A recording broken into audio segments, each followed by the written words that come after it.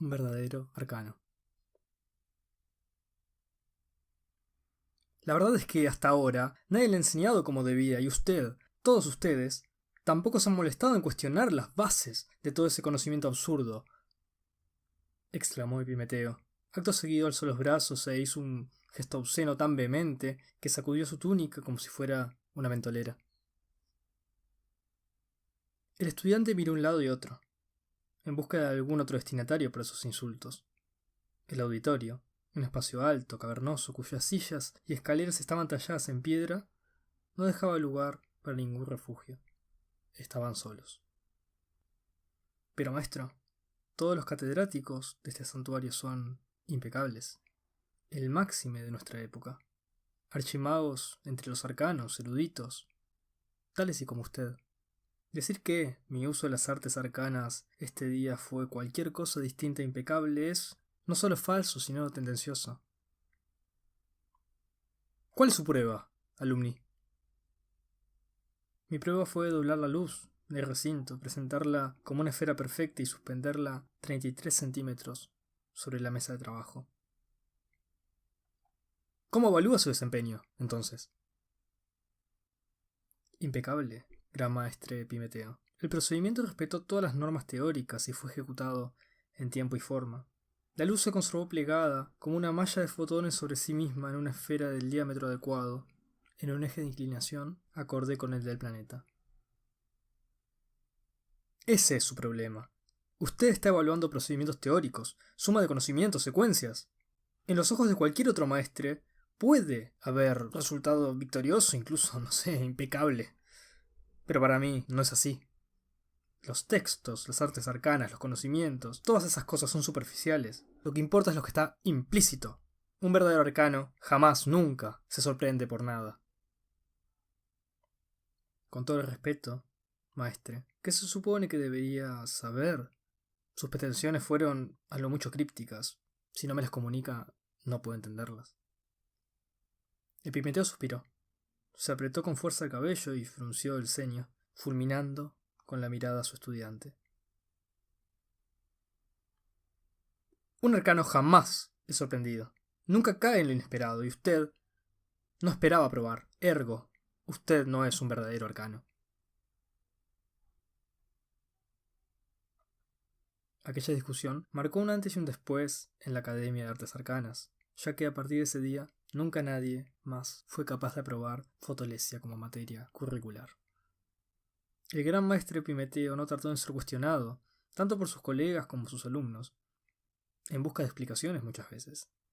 Pero sus respuestas casi siempre consistían en denigrar intelectualmente al resto de los catedráticos, algunos de los cuales, por diversión o siendo víctima de apuestas, decidieron tomar ellos mismos el examen, el cual siempre consistía en la misma premisa, y siempre resultaba en que reprobaran. Epimeteo, en su condición de baluarte de las artes arcanas, no fue removido de su cargo, pero sí, poco tiempo después fue víctima de críticas, y Fotolesia terminó por ser eliminada de la grilla de materias obligatorias. Con el pasaje de los años, ya nadie tomaba la materia, al menos nadie lo hacía seriamente. Los alumnos se dispersaron en el tiempo hasta que, una década después, Epimeteo contaba con bastante confianza con la certeza de que nadie pasaría por la puerta de la mesa examinadora y se enfrentaría a él. Hasta que un día, finalmente, alguien sí lo hizo. Era joven, pelirrojo, bajo y encorvado. Ejecutó el procedimiento de doblado de luz de forma impecable, como casi todos los que aún se presentaban a ese examen lo hacían. Y de esa misma forma, Epimeteo también lo reprobó. Al otro día, el alumno en cuestión llamó a la puerta del despacho del maestre, y éste lo recibió.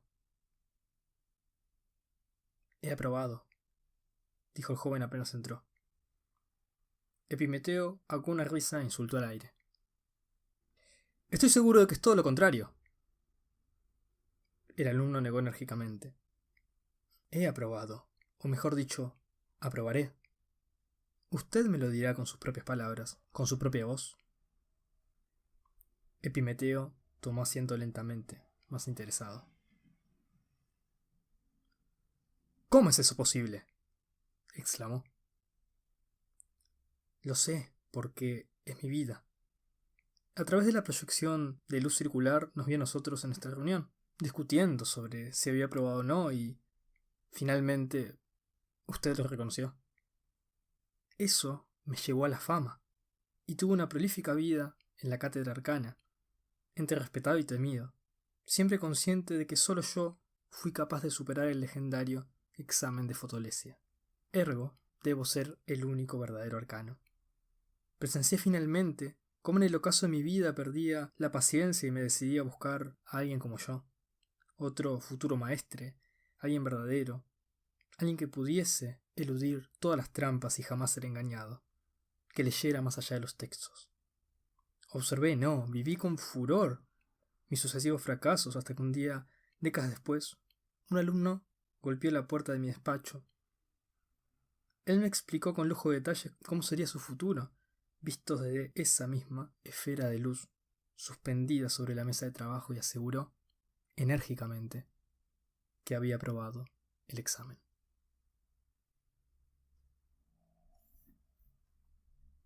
Cuando yo empecé a grabar este segundo programa de Arclight, tenía pensado hablar de literatura en un sentido más amplio, trabajar sobre todo con los géneros y pensé mucho en la caballeresca, por supuesto no en la caballeresca original, sino en el renacer, sobre todo en el cine y los cómics y el manga, en la cultura popular general de la literatura de superhéroes, que es, y muchos argumentarán correctamente, un renacer de la caballeresca.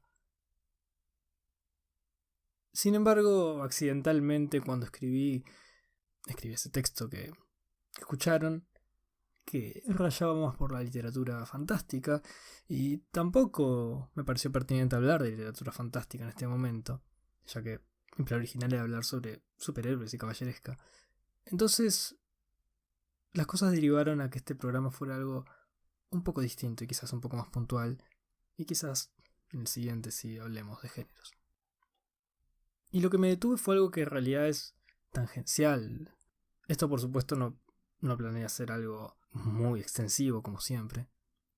Más bien unos puntos de referencia. Y que usemos como marco el texto es bueno, porque los diálogos son uno de los elementos más complicados de trabajar en la literatura en general. En particular en la literatura narrativa. Sobre todo porque los diálogos presumen ser oralidad, cuando de hecho no lo son. La oralidad es gramatical. No es un problema de gramaticalidad del habla. Es más un problema sobre veracidad. El diálogo en un texto no puede o no debería ser necesariamente como un diálogo en la vida real, porque nosotros tenemos muchas muletillas, muchas formas, modismos, cambios de código, un montón de cosas. El diálogo no es solamente oral, también está lo implícito, el lenguaje corporal, cuando estamos hablando de cosas personales. Pero tiene que tener características orales. Creo que, y esto es una declaración un poco quizás extrema, pero creo que una de las ventajas que ha traído consigo la mensajería instantánea para las nuevas generaciones de escritores es que han mejorado en promedio los diálogos en la literatura moderna. No es que los diálogos sean mejores a los diálogos que hacían escritores en épocas donde la mensajería instantánea no estaba desarrollada, sino que el nivel, el volumen de diálogos más realistas ha aumentado. Eso es bastante simple. La literatura, cuando refleja un diálogo, refleja cierto nivel de naturalidad, y la mensajería instantánea requiere ciertos códigos distintos de naturalidad que, por ejemplo, no se encontraban en las epístolas. Ni siquiera se encontraban en los mails. Por supuesto, no hay una fórmula para proyectar naturalidad en los diálogos. Sí hay algunos consejos. El diálogo debería tener vida propia y la vida debería ser la vida del personaje.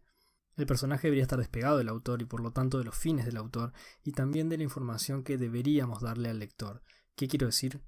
El diálogo puede y debe ser un instrumento para informar las cosas que pasan en la historia.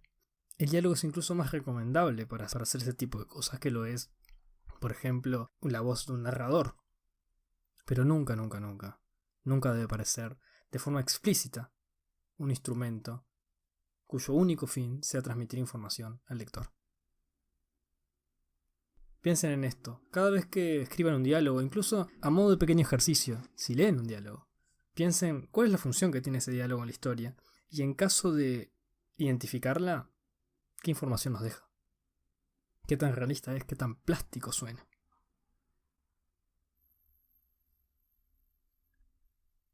Esto fue Arclight Podcast. Una breve reflexión con un pequeño texto. Hasta la próxima.